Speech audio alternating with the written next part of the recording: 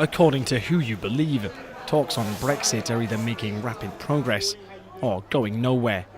Boris Johnson's government is pushing the former version of events.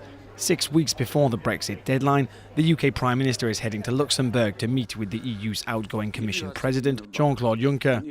He'll also sit down with Michel Barnier, the EU's chief Brexit negotiator.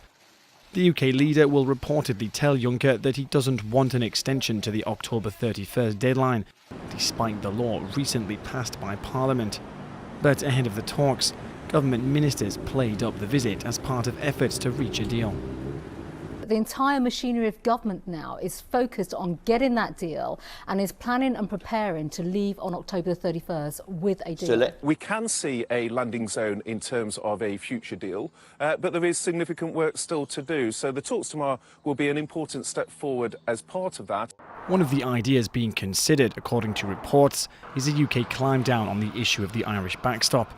They suggest that Johnson's team is considering letting Northern Ireland stay closely aligned to the EU after Brexit. That would mean a backstop would only be needed in Northern Ireland and not throughout the UK.